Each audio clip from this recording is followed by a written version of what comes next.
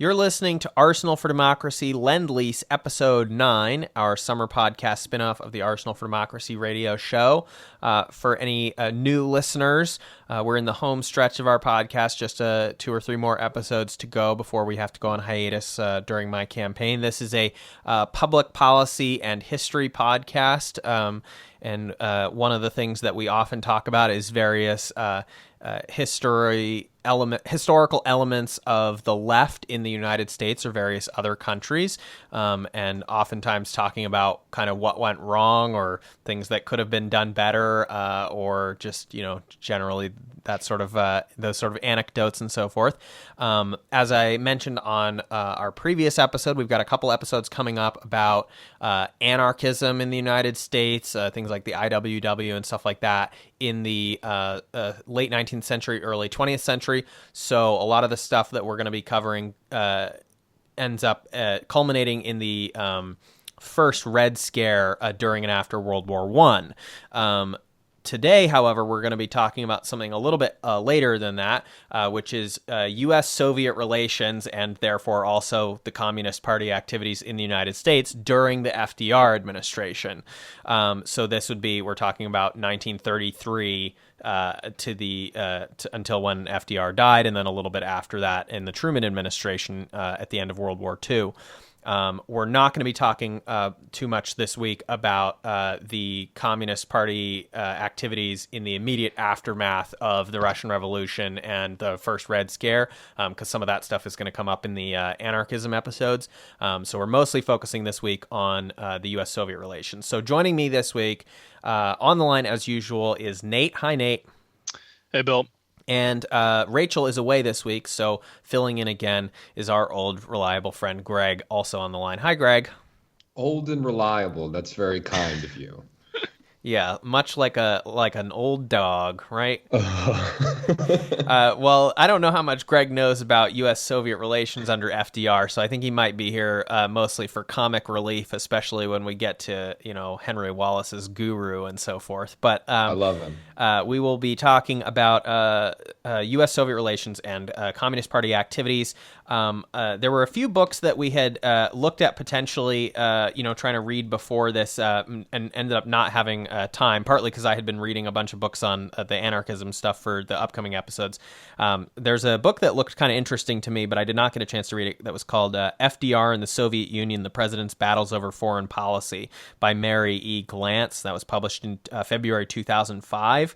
And basically she's talking about FDR's peaceful accommodation strategy in the run-up to World War II. So this is before the, Comintern joined the Allies.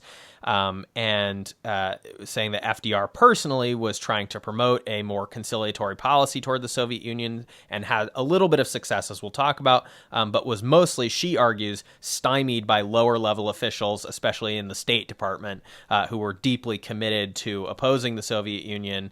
But again, I didn't get a chance to read the book, so I don't have too much more on that, but I wanted to recommend it to people as a potential resource. The sort of big success early on that FDR had, which obviously had important ramifications as World War II approached, was in November of 1933 when the U.S. restored diplomatic relations with the Soviet Union. So for those who don't remember the exact chronology, In late 1917, the Bolshevik communists had seized power in the Soviet Union in the second phase of the Russian Revolution. This was about 6 months or so after the U.S. had entered World War I. And then in 1918, and then after the end, because the war ended in November of 1918, about a year later, after that period, the U.S. and British did a combined invasion of northern Russia in an attempt to suppress the Russian Revolution, or the Bolshevik phase of the Russian Revolution and the Russian Civil War that was by then underway. They were ultimately unsuccessful in that, but that's, let's say, got the U.S. off to a bad start with relations with the new power that was subsequently named the Soviet Union. But FDR, one of his early objectives in his first year in office was noting the fact that basically at that point, the U.S. was the only major power that still hadn't recognized the Soviet Union, and there was a lot of potential trade relationships that could be built there. And so he wanted to get that done. So the New York Times, there was a article from 2011 in the New York Times reflecting back on their coverage at the time. And they said the New York Times described the terms of the U.S.-Soviet agreement, reporting that the Soviets agreed to the most complete pledge against Bolshevist propaganda within the United States that has ever been made, and to allow Americans to have complete freedom of worship and the right to choose their own counsel if being tried in the Soviet Union. And they're talking about American, again, for both of those Americans within the Soviet Union, because that had been an issue, was that a number of Americans had been arrested during the sort of upheavals of the previous period. And the United States made reciprocal pledges except regarding religion, because the Soviets didn't really care about having freedom of religion for Soviet citizens in the United States. And there was an ongoing issue which had been a major sticking point about wartime debts. A lot of that had to do with basically that Russia owed money, or the pre-Soviet Russian state owed money to the United States. And there were also American businesses that were seized and collectivized in the Russian Revolution. And they just decided to not worry about that. And it never really did get resolved, especially because World War II happened not that long after. But that was sort of the big success that FDR had before the war, was normalizing those relations to the extent possible. Obviously, sort of, we'll talk a little bit in just a second about the Communist Party USA in that time period, and this normalization and a bunch of other things, and then the events of World War II had a profound impact on their activities, because they were working very closely with the Soviet government and taking directions directly from them during this period.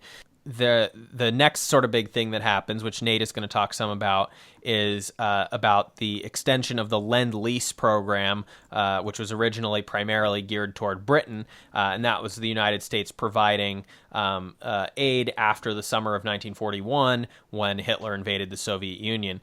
So there was a link that I've put in the outline that'll be up on arsenalfordemocracy.com, where you can read the joint message of assistance to the Soviet Union from President Roosevelt and Prime Minister Churchill.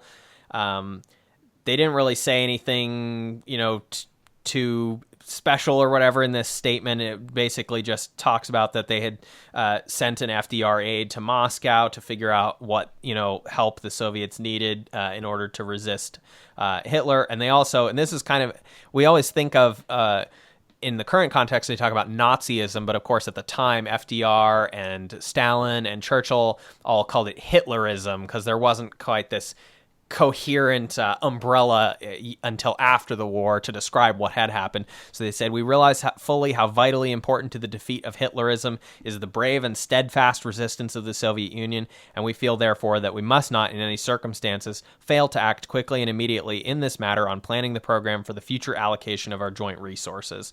And this ended up becoming very critical. So Nate, you wanted to talk about some of the statistics of how much the Soviet Union benefited from the American Lend-Lease program before the entry of the United States into World War II, because, of course, this program was extended to the USSR in August of 1941, and Pearl Harbor didn't happen until December of 1941. So what do we need to know about that? Right. Well, I think the important thing to realize is that a lot of the Lend-Lease program got ramped up as American production also got ramped up with the drive to war after. So a lot of the initial resources that got sent over were rather minimal. So, there's some debate over, to what extent was Lend-Lease responsible for the Soviets winning the war and all of that. And it seems like, especially at, these early turning points, say like at Stalingrad, there was not a lot of American material there. I think I found a statistic that was like, it was only 7% of the vehicles at Stalingrad, but overall it eventually did get ramped up, and it amounted to about 20% of the total armored vehicles produced by Russia during the war. And most significantly, I would say, would be the use of these sort of half tracks or infantry fighting vehicles. Apparently, actually 100% of Russian infantry fighting vehicles were given over by Americans or the British as well, because I guess they weren't producing those, or they were using those factories to produce tanks and things like that. And those ended up being very effective. But there was also a lot of other tanks being sent over. But overall, the U.S. supplied the Russians with 500,000 tactical wheeled and tracked vehicles, including Jeeps, 1.5-ton trucks and 2.5-ton trucks. And a lot of these were, used as troop transports, able to carry munitions from place to place, or propel like gun carriages and things like that. And, we're also had these multiple drive axles, and were able to go off-road. And if you think about the conditions on the Eastern Front, probably a lot of snow, a lot of mud. Yeah, I mean, that was a huge problem for the Nazis, was the mud. Right. So while the Nazis were getting stuck in the mud, basically, you had a little bit more mobility, thanks to, the provisions that were coming over by, say, like 33, 30 or 43, 44, when the Russians were starting to push back. And there's a lot of quotes on this that come from various, sources. And yeah, I was wondering, Greg, there were a couple quotes there from the Russia Beyond article. I was wondering if you wanted to read those. There was one from General Zhukov, who was like one of the highest ranking Soviet generals, and then also Stalin himself. Right, right. So Zhukov was saying, now they say that the Allies never helped us, but it can't be denied that the Americans gave us so many goods without which we wouldn't have been able to form our reserves and continue the war. We didn't have explosives, gunpowder. We didn't have anything to charge our rifle cartridges with. The Americans really saved us with their gunpowder and explosives, and how much sheet steel they gave us. How could we have produced tanks without American steel? But they make it seem as if we had an abundance of all that. Without American trucks, we wouldn't have had anything to pull our artillery with. I mean, we're really talking about they were in some dire straits, I think, at a certain point. Yeah, I mean, the big advantage they had was they had the manpower, but then it doesn't do you any good to have the manpower if you don't have any, guns to put in their hands or vehicles to move them around. You keep getting stuck in the mud. Yeah, and they had, I know they had to move a lot of people, across the Soviet Union away from the Japanese border to respond to the invasion. And then it's like, okay, but again, you still need to give them stuff to do there when they get to the front. But right, and that Zhukov quote was specifically responding to this notion that, which was sort of a common propaganda line in the Soviet Union at the time, that like, oh, we're not getting any help from the Americans, and we're doing this all on our own. And he was saying, as someone who was the most in the know, look, that's not really accurate. They even gave them alcohol. The United States even gave them a bunch of alcohol. It looks like 331,066 liters of alcohol, which I looked at consumption statistics for Russia. It's not going to cover that many people,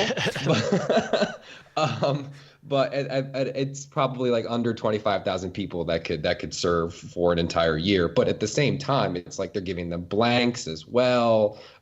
Blankets as well. Like warm clothes and spam tins, boots, and things like that. Yeah. Cotton, petroleum, food supplies. I mean, like, this was really significant. Also, I think they've pointed to various types of radio equipment being extremely key, because it seems like in the initial Blitzkrieg offensive under Operation Barbarossa, a lot of the radio systems were disrupted or basically compromised, so that like the Germans were listening in, and so there was a lot of radio equipment shipped over. The Soviet Union was supplied with 35,000 radio stations, 380,000 field telephones, and 950,000 miles of telephone cable. So by 43, they were able to set up a network of radio control stations that allowed them to tactically direct the Air Force in order to repel the Germans. So, I mean, and I think there was also a lot of railway lines that got laid down, or like the steel was shipped in over from the United States, and that was able to allow them to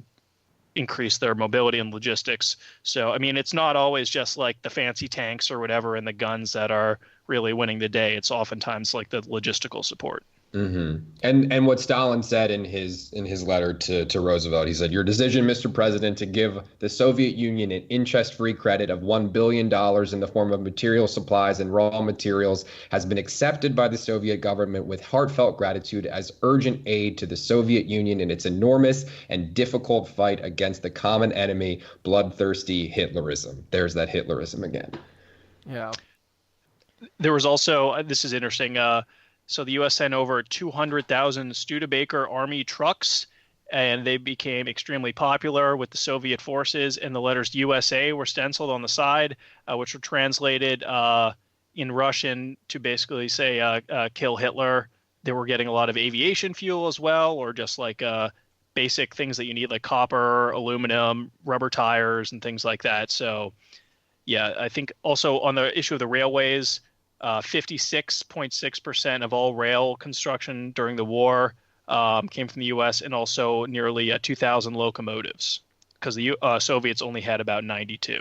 So this is kind of like the situation in like Hearts of Iron, where you're just doing the Lend-Lease and decreasing production for yourself, or at least the Brits were doing this, and just sending all of the production over to the Soviets. So let's turn now to talking about the Communist Party USA and their activities during the FDR administration and shortly after. Basically, well, there's a couple angles to talk about here.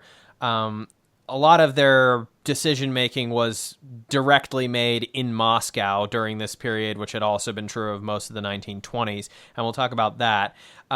And obviously, a lot of their activities were in the same area as a lot of the other leftist groups that we've talked about before, you know, the industrial cities and so forth in the United States. But before we get into that, I just wanted to briefly talk about, or Nate was going to briefly talk about, there's a book on some of their activities in the American South that you wanted to recommend people maybe check out, which I don't think we had a chance to read that as well, but it seems like it's a good resource. Yeah, I mean, this book gets talked about a lot, and I definitely want to get a chance to read it at some point. But it's a Hammer and Hoe by Robin Kelly, and it tells the story of the Alabama chapter of the Communist Party USA during the 30s and their efforts to unionize sharecroppers. So they founded the Alabama Sharecroppers Union and were working to get them paid, because oftentimes there was like some sort of advance theoretically that they would get, but of course they would not get it because of all sorts of racist factors. And they were also doing battle with the Ku Klux Klan, and a lot of times because Ku Klux Klan are terrorists and will come after them, and so there was a lot of self-defense actions there, as well as they were doing a lot of organizing around the Scottsboro case, the famous trial in 31. So there was that. But then, of course, there's the famous quote from this book that gets passed around, and I thought we would read a little bit of it. So this is, from the author coming and visiting to talking to people in the 80s. She says, "I wasn't prepared for characters such as Lemon Johnson, former member of the communist-led Sharecroppers Union. In December 1986, I visited Johnson in his home in rural Montgomery County, in which I described in my journal as a tiny rundown shack with battered wooden walls, a rusted tin roof that had begun to cave in, and a porch stocked with 3 rickety chairs. He fed me a huge lunch of collard greens, beans, Wonder Bread, fried chicken, and a slice of cake. We ate outside and talked for a while, and it became unbearably cold and moved inside. Sat on his bed, and he slouched on a wooden chair next to me. A faded picture of Dr. Martin Luther King was tacked to the wall above his head. He told stories of the 1935 cotton picker strike, Stalin's pledge to send troops to Mobile to help black sharecroppers if things got out of hand, and the night a well-armed group of women set out to avenge their comrades who'd been beaten and killed during the strike. When I asked Mr. Johnson how the Union succeeded in winning some of their demands, without the slightest hesitation, he reached into the drawer of his nightstand and pulled out a dog-eared copy of V.I. Lenin's What Is to Be Done and a box of shotgun shells, set both firmly on the bed next to me, and said, "Right thar, theory and practice. That's how we did it, theory and practice." So, you have people that are living in sharecroppers' huts. They're reading Lenin. They're arming themselves in resistance to white supremacist terrorism, and I think that is a powerful example of both what was going on then and perhaps also the current day. That guy rules. Now, Lemon is an awesome name. Yes. First of all. Now, as I said before, most of the decision-making was being made in Moscow, and there was very closely monitoring, as evidenced by Stalin's specific comments on the labor actions in Alabama. Most of this period that we're talking about, the leadership of the Communist Party in the United States was under Earl Browder, and he worked very closely with Comintern, the organization that was coordinating, worldwide pro-Soviet communist efforts. He worked for them in East Asia in the interwar period before he was promoted to lead the CPUSA. So they basically kind of swing wildly back and forth during this period, depending on sort of Stalin's mood or the people around him in terms of what should be done within the U.S. And relative to the U.S. government and various other actors that they're interacting with. So in 1935, they after a period of opposing participating in or dealing with traditional unions, they reversed course and started encouraging their members to, well, you could say integrate or infiltrate, depending on your preference, to get members and organizers into the traditional unions. This was during the New Deal, and basically they figured that this was their best way of, getting people, like building class consciousness in the working class and making sure that things were not co-opted into like a fascist direction or something like that. They began supporting the New Deal and FDR in 1935 as a popular front against rising fascism, and this again followed that 1933 agreement at the end of 1933 between the U.S. And the government and the Soviet Union. One of the stipulations had been in that agreement that the Soviet Union would kind of tamp down a little bit on their Bolshevik agitations in the United States. I don't know that they actually really did follow through on that, but this could potentially be seen as evidence of at least, moderating a little bit. Browder continued his criticism pretty stridently initially after the agreement until I guess he was finally told not to. But interestingly, even though he was publicly criticizing, FDR and the U.S. government in that period, he was also going periodically making the case to the officials in Moscow about this popular front concept of saying, no, we should actually change this. And he was eventually able to persuade them that this would be a good idea. So this included a reconciliation, not just with, FDR and the New Deal, but also a reconciliation, more importantly, with various other socialist groups or anarchist groups or other left rivals to the CPUSA.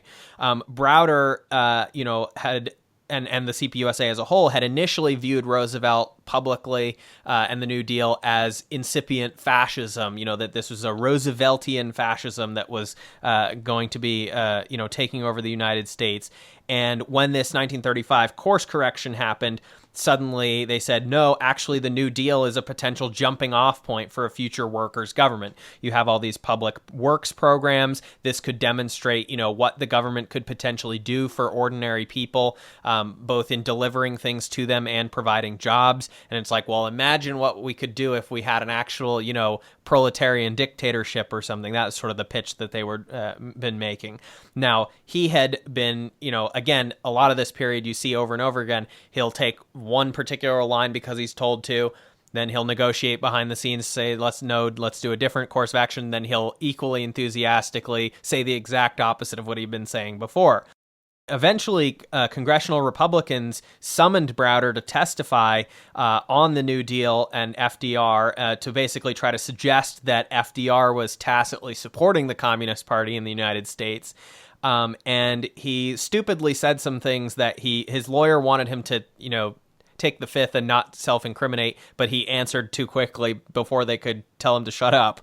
So he ended up incriminating himself about using false passports to conduct his international work for the Soviet Union before he had become party leader. He basically used false documents to get into and out of the country without being monitored. And he, for some reason, told a congressional panel this, so he got sent to prison for 14 months. FDR ended up commuting his sentence before the full sentence because of the U.S. entry into World War II. So Pearl Harbor happens in December of 1941, and also the attack on this Soviet Union by the Nazis had happened in the middle of 1941, and there was a U.S. Diplomatic trip happening. The Soviet foreign minister was coming to the United States in May of 1942. So at that point, FDR commuted his sentence. Earl Browder returns to serving as in the leadership of the Communist Party USA. But the party had some significant problems after that initial period of sort of popular front before World War II. Membership peaked at 75,000 in 1938, and then what happens the next year is or around that time is the Molotov-Ribbentrop Pact, which was the partially secret, partially public non-aggression pact deal between the Soviet Union and Nazi Germany. So very abruptly, the Communist Party USA's position shifts to, again, criticizing the leadership of the U.S. government and FDR, and saying that actually it's okay that the Nazis or that the Soviets are working with the Nazis. And then specifically, this really ramps up in December of 1939. At that point, Poland had capitulated to the Nazis, and per the secret protocols of the Molotov-Ribbentrop Pact, part of Poland gets handed over, along with some of the Baltic republics, to the Soviet Union, and they were basically making a lot of excuses for this.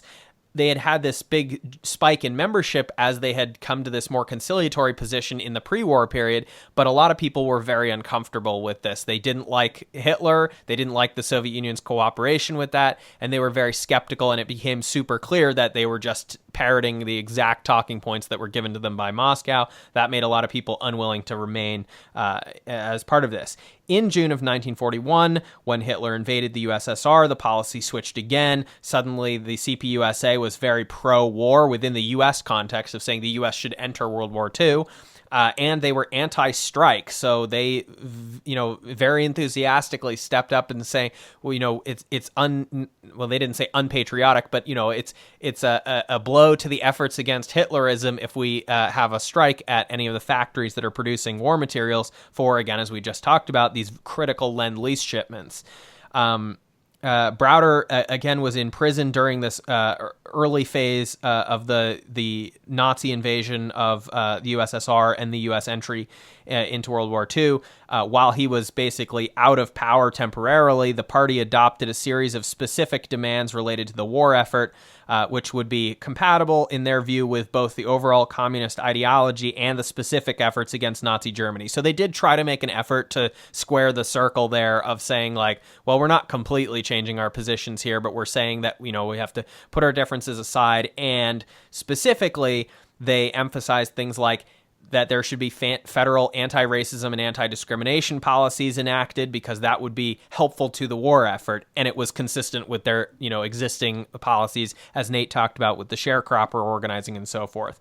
However, as things fell into increasing chaos during the war itself, by the course of 1943, when Earl Browder was now back in power, they were getting very little communication from Moscow as to what the party line was supposed to be. So Browder at this point, who sort of had his own, little miniature Stalinist cult of personality built up within the CPUSA, which also made a lot of people uncomfortable, he started trying to sort of take a little bit more autonomy and independence in his decision-making. And he ended up in 1944 dissolving the Communist Party of the United States in favor of a looser Communist Association of the United States, because without guidance from Moscow, he mistakenly believed that there was about to be a period of permanent U.S.-Soviet harmony that would follow the war, and that communists had a duty to therefore integrate openly and publicly into the fabric of American society and show, oh, we're not so different from you, our neighbors, and this was going to be their, roadmap to building class consciousness and eventually leading to a peaceful proletarian transition or something like this. Eventually, however, at the very end of the war, the authorities in Moscow started reasserting control over their various parties around the world, and they were not happy with this decision. They said it had been a mistake, and they, I guess this was how they would sometimes communicate these things, they instructed the French communist leadership to publish a scathing editorial saying that Earl Browder had made a mistake and that, adopted an incorrect party line, and that he shouldn't have dissolved the party. And everyone was like, okay, I'm pretty sure that the French communists don't actually care what the U.S. Communist Party leadership is doing unless they're being told to run this by Moscow. And subsequently, much later, evidence was found proving that that had been the case. So Browder was eventually removed from power, and that sort of ended that era. The Soviets, of course, spent basically all of 1944 in, invading various Axis and Nazi-occupied countries in Eastern and Central Europe so that they would have as many of them under their sphere of influence as possible. But that sort of ended that phase of the Communist Party, and that, of course, coincides around the time with the end of FDR's tenure when he passed away in 1944.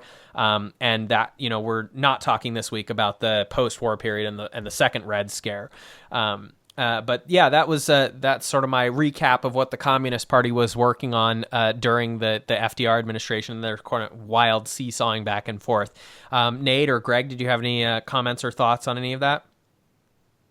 I guess in fairness to the Soviets, it does appear that Browder was not operating under the correct assumptions, because it did not turn out exactly, the relations between the Soviets and the U.S. did not turn out exactly the way that he was envisioning they were going to when he dissolved CPUSA. So, I mean, the part I can't figure out is why did he think that was going to happen? I don't know. Because even if you're saying, well, I have to act without instructions from Moscow because I'm not getting instructions from Moscow, why would you, like, everyone should have been able to see that things were probably not going to be great between, the capitalists and the communists, or whatever, however you want to frame it, in the post-war period. Even if you didn't know how bad the Cold War was going to get, presumably this was sort of an anomalous period, right? And the amount of times that they changed their stance on FDR in particular, I would assume that you would operate with the degree of caution and not make any very large decisions when you're not receiving any instructions from higher up. Instead of just assuming, like, yes, I think that this course is the course that we are going to maintain and continue building upon for the foreseeable future, when all indications over the last 10 years have suggested that that's never happened. Maybe he thought it was Hegelian dialectics and that they had reached the synthesis of the thesis and antithesis, and that the synthesis was a looser association of friendly, happy communists integrated into American public life. Something like that. I mean, maybe he was just kind of dumb. I don't know. Nate, your thoughts on this? When was the slogan, communism is just like 20th century Americanism? I think that was during this period. Mm-hmm. I think so. Because there was an attempt to sort of just being like all American communists, like, this is just normal, like, this is America. So yeah, and I think that strategy is probably better than like closely associating yourself with just Russia. Like, Americans don't really know what that is. Yeah, I mean, I think you're right about that. That sort of the Achilles heel of all of this, aside from the overall structural issues of trying to build class consciousness in the United States toward a proletarian revolution, was just that Americans didn't really like the notion of somebody taking orders from a foreign country or whatever, foreign power. So like that probably was not the way to go. I don't know. It's harder to gauge, like, what would be a uniquely American version of communism or something like that. Obviously, that's outside of my area of knowledge. But yeah. Right. But you had like Aaron Copland and all sorts of things like that, where it was like, there was kind of a moment of that. Like, the common man, right? Yeah. Yeah. So, but that was like a pretty limited moment, unfortunately. Yeah. And I think, I don't know a whole lot about it, but I've heard that, like, in the immediate sort of aftermath, before like the big Red Scare stuff starts ramping up again, in that sort of narrow window of like, well, it's not great relationship, but it's not disastrous yet. And this was before all the like union purges of communists and so forth, which was attempting to undo the integrationist policy from the New Deal era that the Communist Party had enacted.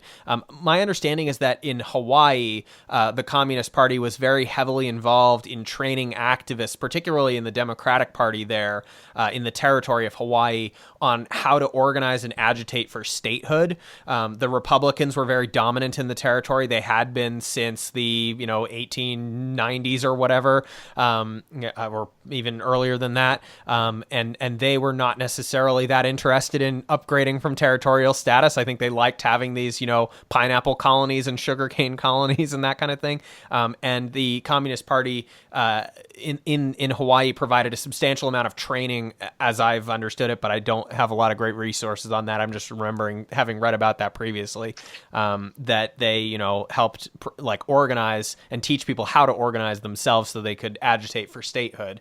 And then subsequently, the Democratic Party had a pretty solid lock on most of the state once it did gain statehood. But almost immediately after that, the communists got purged. But again, that's outside of the scope of what we're talking about today, because we're pretty much trying to focus on the FDR and then a little bit of the Truman administration, which brings us to our final area that we wanted to talk about, which was Vice President Henry A. Wallace. So this was FDR's agriculture secretary, a former progressive Republican, who then became a Democrat. So he was the agriculture secretary for a number of years, and then he was put on the ticket in 1940 to become vice president and served one term as vice president. And then he was dropped from the 1944 ticket, and then subsequently remained in the cabinet in the Truman administration for a number of years, but then ran for president in a very ill-fated but famous run for president as a third-party candidate in 1948. So we wanted to talk a little bit about that because he was sort of the highest profile American politician ever to be sort of even closely associated at all with the Communist Party. And it wasn't particularly close from his perspective, but it ended up becoming sort of a political liability for him. But it also speaks to this issue of U.S.-Soviet relations because he was very instrumental in that. So I don't know where we should start on that. I guess we could talk about his initial tenure as agriculture secretary before he became vice president, because a lot of that stuff ended up coming up later. Greg, I know you wanted to talk about the German-Russian guru that he built a relationship with as agriculture secretary, which came back to haunt him when he was running for president. Yes. So when I was initially reading about this in the outline, it stuck out to me because I think I have maybe Marianne Williamson on the brain. But yeah, there's this German-Russian guru named Nicholas Roerich. I'm not sure if I'm saying that last. Probably Roerich or something. Yeah. I suspected that I was not pronouncing that correctly. But in any case, one of the things that happened during his tenure as the Secretary of the U.S. Department of Agriculture is he sponsored an expedition with this guru and a couple of scientists, and they went to Inner Mongolia, Manchuria, and China in 1934 through 1935. And the purpose of that expedition was to collect seeds, which were supposed to protect, layers of soil, which from the perspective of things that we have talked about over the course of, this show, certainly is something that, it's sort of like environmental conservationist, but also, involved with agriculture or whatever. As it turns out, things didn't go very well, and so that was one of the things that he ended up having to answer for in like later in his political career. And then there was also some sort of weird letters that he had written to this guru as well. And this guru is not a nobody by any stretch of the imagination. During World War II, he was in India, and Nehru and Indira Gandhi, he hosted them at his house, and they were talking about what is the world going to look like when we, when the war is over. How are we going to shape the new world? But I don't think that it sat particularly well in U.S. politics to have this person that had this weird relationship with this German-Russian guru for maybe the sort of similar reasons that people didn't like when Browder was taking orders from the Communist Party as, the head of the CPUSA. There might have been some concern that Wallace was, taking orders from this German-Russian spiritual advisor. We were talking before we recorded the show, though, that it's interesting that this is not something that has completely gone away. I mean, even setting aside someone like Marianne Williamson, that in world politics, we still, in the modern era, occasionally have these sort of Rasputin-like figures that pop up to influence politics. I know, Nate, you were mentioning South Korea, I think, and I was talking about Sri Lanka, that we periodically see these like presidents that are associated with these astrologer types and people like that. And then, of course, Nancy Reagan, I think, had an astrologer as well that she was consulting. So I guess that didn't negatively impact Ronald Reagan in the way that it the spiritual oneness of being or whatever that Henry Wallace was conversing with this guy had on his career. Yeah, he said that he was a mystic. So his grandfather died in 1916 and he left the Presbyterian Church, and then he starts to get interested in mysticism. And so then he says, I know I'm often called a mystic, and in the years following my leaving the United Presbyterian Church, I was probably a practical mystic. I'd say I was a mystic in the sense that George Washington Carver was, who believed God was in everything, and therefore if you went to God, you could find the answers. And so, he was also, conversing with Nicholas Roach, or however you may say his last name, and then gave him this. It's not clear to me that the guru had any experience, any reason to be on that expedition collecting the seeds at all, if not because he was a spiritual advisor to Henry Wallace. So it's a bit strange. Now, the other sort of really controversial thing that ended up coming back to haunt Wallace was his 1944 Soviet tour. So this was his final year as vice president before he was dropped from the 1944 ticket. And this had a serious negative impact on both the 1944 race, of him potentially remaining vice president, as well as his 1948 presidential campaign. So he was sent on an official mission as vice president of the United States to tour the Soviet Union. Subsequently, in 1952, he said that he basically felt like he had been duped, but at the time he sort of gave this glowing review. He was sent to look at a work camp or something, which was pretty horrible Stalinist conditions. A lot of these camps during the Stalinist period were ethnic minorities that were deported to places and so forth. But this particular camp, they had sort of cleaned it up a bit for I guess Potemkin village type thing, to make it look all shiny and happy. And the communist officials that were showing him around tried to say that, oh, these are volunteers.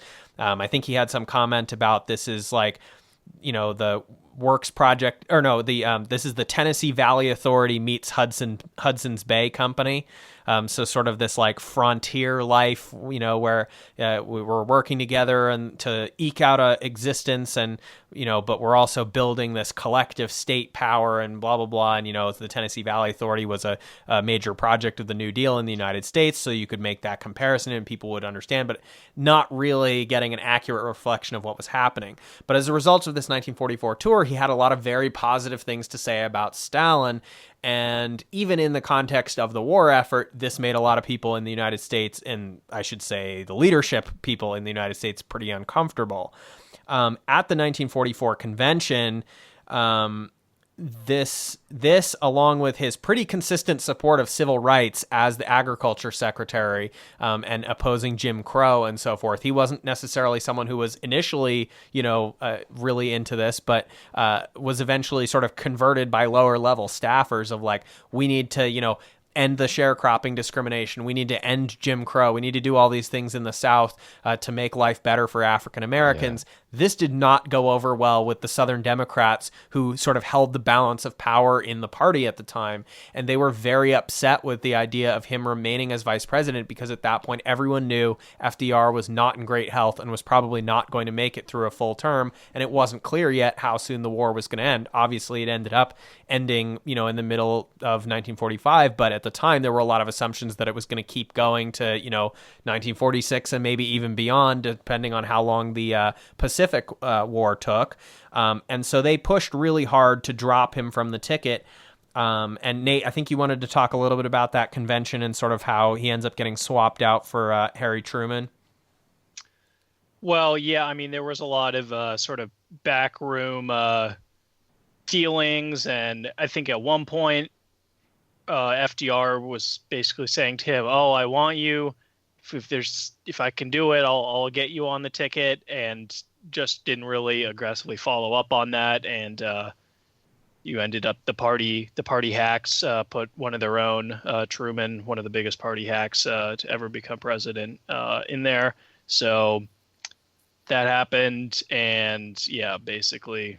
He, as you mentioned, Bill, he was still in the cabinet, right? Yeah. So FDR basically, as a consolation thing, said it's okay, even if you get dropped from the ticket, because he really wasn't going to put that much effort into keeping him on the ticket. Even if you get dropped from the ticket, you'll still get to be in the cabinet. You can have any position you want except for the State Department. Right, and he sort of like teamed up a bit with Eleanor Roosevelt, and with congressional allies, he helped pass the Employment Act of 1946. Although conservatives, they basically blocked a full employment provision, but they established through the act the Council of Economic Advisors, Joint Economic Committee to study economic matters. So. Yeah. And he also wanted international control over nuclear weapons, right? He want to just give the plans to the Soviets, just being like, hey, you guys have some of these nuclear weapons too, and then we don't have to worry about all of this stuff. Right. But, so that didn't happen. That's sort of where the real controversy starts, right? So after the 1944 elections and, 1945, the new administration, or the FDR's final administration, is sworn in, and then a few months later he dies, and Truman becomes president.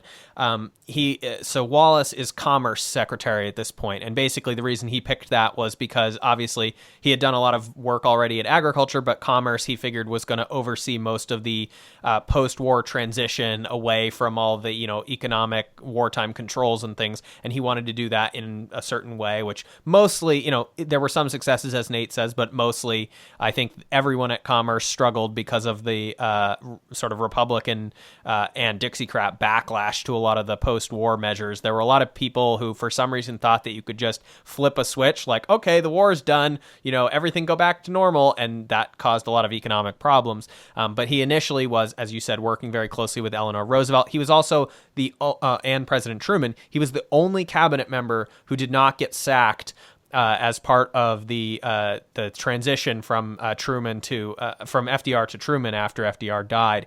Pretty much everyone else got dismissed almost immediately or relatively quickly. And Wallace, Truman basically realized Wallace probably was the absolute most knowledgeable person in the entire administration, apart from former First Lady Eleanor Roosevelt, as to anything that was going on. I mean, there was a lot of stuff that Truman was not briefed on at all.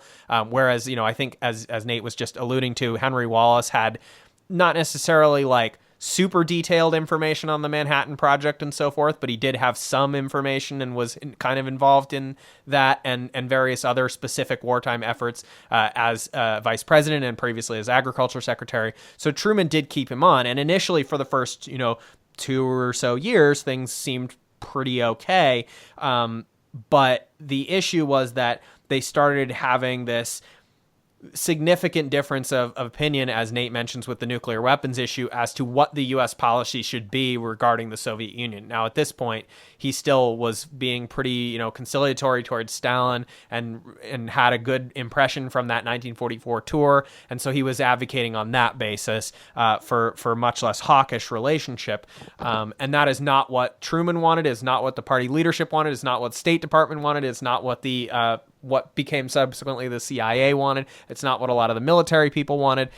So increasingly, Wallace felt very isolated by this, and eventually he explicitly denounced the foreign policy of basically the emerging Cold War and hawkishness toward the Soviet Union, and it didn't endear him, and so eventually he was asked to resign after a number of years because he made a particularly controversial speech, and Truman's people had to say, like, that's not the position of the administration. So, he said that we should recognize that we have no more business in the political affairs of Eastern Europe than Russia has in the political affairs of Latin America, Western Europe, and the United States. So he was giving in front of a pro-Soviet crowd, so they booed him because of that. But then the Truman administration were also very mad, so... It was a real no-win. Sometimes hard to win, yeah. He wasn't, I think that it's very evident that he was not a good politician. And I think that that's probably to his credit. That's probably why he was, I guess, not so rigid about, the Soviet question. That's why he was probably, anti-Jim Crow. And he was a good manager, a good bureaucrat, basically. Yes. But I think, and that's one of the points that there's this biography of him called American Dreamer: The Life and Times of Henry A. Wallace by George C. Culver and John Hyde that was written in 2000. And that's one of the things that they really point out is that like he did, I mean, it's in the title. It's American Dreamer. I mean, like this guy was very oriented towards these big ideas and not really so much about personal relationships. So he didn't really care who he made angry. He just this vision. And and for some parts of his political career that really worked for him, and then for other parts of his political career, it really didn't. Yeah, so the 1948 presidential campaign, he ends up running as this third-party candidate.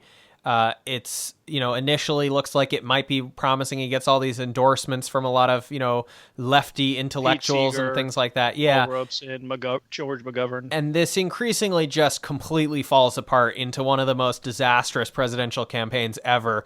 Now, some of this was not his fault, right? There were things like he was very vocally opposed to Jim Crow, and he refused to have segregated events in the South when he was campaigning. So, he would either insist that a facility allow him to have, a fully integrated crowd with the, same entrances or whatever, or else he wouldn't speak, and so that didn't help him. Not that saying that he shouldn't have done anything different, but just explaining what happened.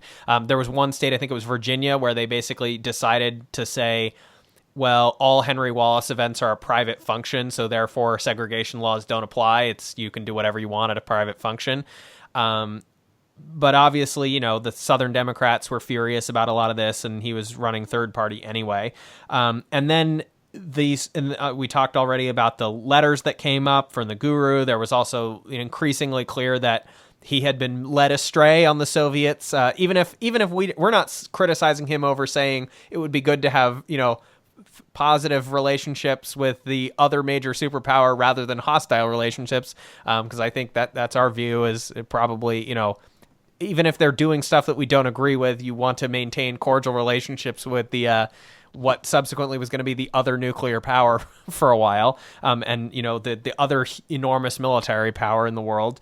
But the other thing that happened with that was that during the campaign, in 1948, the communists staged a coup in Czechoslovakia. They were sort of already pretty influential there, but not explicitly like single-party control. And they did a coup on the orders of the Soviet Union. And he basically, leads back to the speech that Nate was talking about earlier, where he just was like, well, it's not our business. Like, that's not our sphere of the world. So, I'm not going to say anything negative about it. And at that point, he starts hemorrhaging a lot of support, even people that had been enthusiastic about him because they were pretty uncomfortable with the Soviet activities in Eastern Europe at the time. And then you also definitely have a lot of issues where like newspapers that were really out to get him, right-wing newspapers would start publishing lists, like blacklists of anybody that was endorsing him or supporting him or had donated money or whatever they could find. So it became really controversial to even associate with him. Now, of course, 1948 ends up being that nail-biter race between Truman and Dewey. Now, some people have said, maybe it wouldn't have been such a close race if Wallace hadn't been in the race, but there's not a lot of great polling, which is one of the reasons it was such a surprise when Truman actually managed to win his own term. But yeah, it was sort of just this huge rolling fiasco from almost the beginning of the campaign. And he kind of later said, I made some mistakes and things like that. But that also, he didn't do himself any favors by having the Communist Party endorse him as the Red Scare is starting to kick off again. And he basically was like, well, I didn't ask for their endorsement, but whatever, that's fine if they want to support me. But, a lot of people were uncomfortable with that. Again, not necessarily saying that he was in the wrong here, but like politically, as Greg said, not necessarily the most adept or whatever. Yeah. Obviously, later after he's like in retirement, he ends up kind of reconsidering a lot of the foreign policy views that he had toward the Soviet Union anyway. But it was kind of a mess in 48.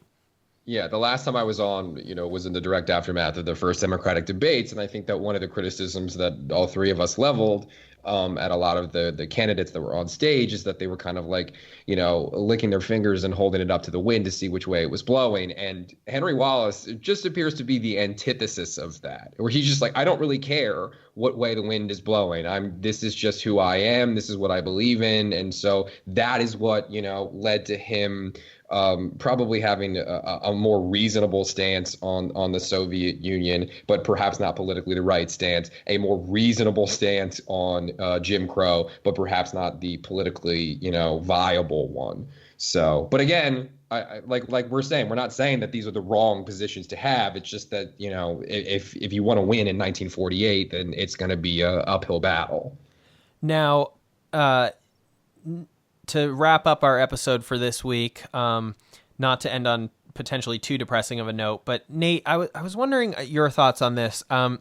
So there's a lot of kind of, in the sort of lefty spectrum, obviously during his 48 campaign, he, ends up, his running mate was Idaho Senator and former actor Glenn Taylor, who was kind of often also accused of being a socialist. He was very vocally against the foreign policy of containment under the Truman Doctrine. He was also loudly anti-Jim Crow.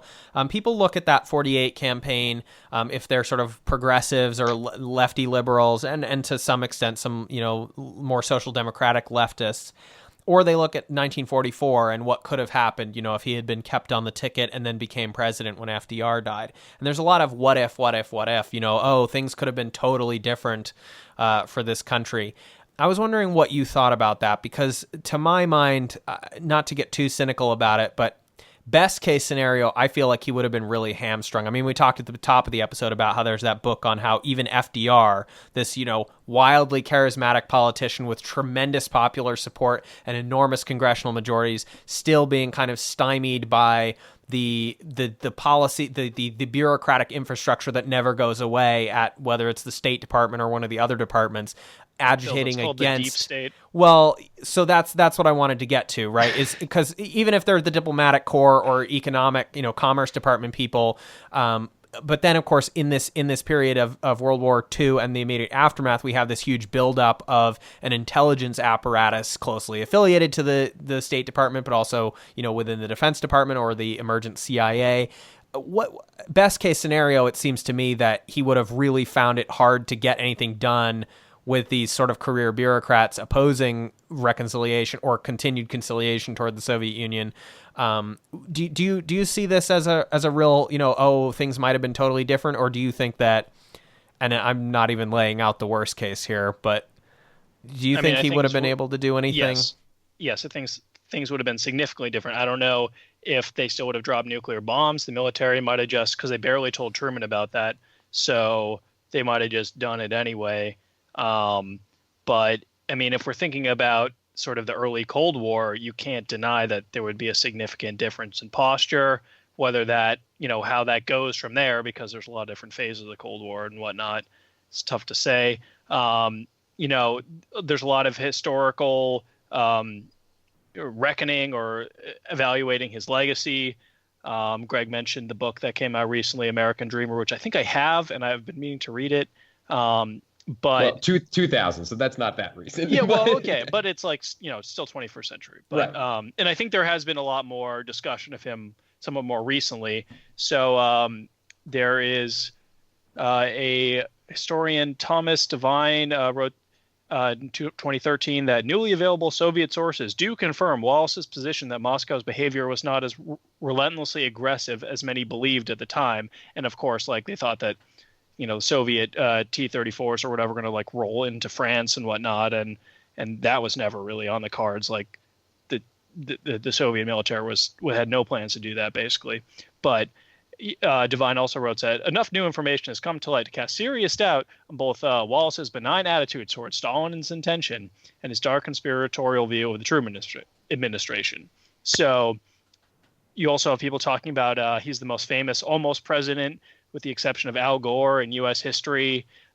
Before this episode, Bill, we were talking a little bit about how he pioneered hybrid corn production, and there was a lot of chickens that he produced. At one point, yeah, he did know a lot about agriculture. Of commercial eggs. Yeah, he wasn't just a political appointee to agriculture department. He knew a lot about farm stuff and farm science. So, and we were talking before about Copeland. A speech of his actually inspired the whole century of the common man type of thing. So From what it seems, I don't think president was his calling in life or whatever, but it definitely Although seems apparently like he was interested as early as 1940 when they weren't sure if FDR was going to run for a third term. He was, as agriculture secretary, was like starting to put out feelers to run for president. Yeah, but I think things could have been very different. But you have like on one hand the Oliver Stone argument. It's like there would have been no atomic bombings, no nuclear arms race, and no Cold War. And then people with the National View are like, oh, he would have done a policy of appeasement and allowed the spread of communism to Iran, Greece, and Italy. And it's like, is that supposed to be bad? I don't know. Like, we were siding with fascists like in Greece and Italy. We had to break the unions and rig the elections and stuff, and of course Iran. We've done episodes on Iran. So yeah. I mean, I just my thing is like, given the sort of turmoil of the post-war period and so forth, like it seems hard to envision a situation in which there's not, whether it's a military figure or the Southern Democrats or some rogue intelligence operative or whatever, that's really hawkish against the Soviets. Like, it's hard not to imagine that they wouldn't have tried to like assassinate him if he became president. I mean, I don't know. It just like, it's hard not to think that might have been a probably possible no precedent outcome for any of that, right? Anyway, all right. That is our history episode on U.S.-Soviet relations and the Communist Party activities during the FDR period in the United States. And we are almost to the end of our summer podcast run, just a little bit more to go of our public policy and history coverage. As I said, starting next week, we're going to be talking about anarchists in the late 19th century and early 20th century. A lot of that has to do with various European immigrants as well. So it's an interesting, multifaceted topic. And of course, there's a lot of early 19th century, precursors and so forth, which we were having a conversation off air about before we were recorded. So I'm excited to talk about that. Greg, thank you so much for coming on the show this week and filling in for Rachel. Really appreciate hearing from you as always. Thanks for having me as always. And Nate, thanks for being on and helping me with the research for this. Thanks, Bill. Thanks, Greg.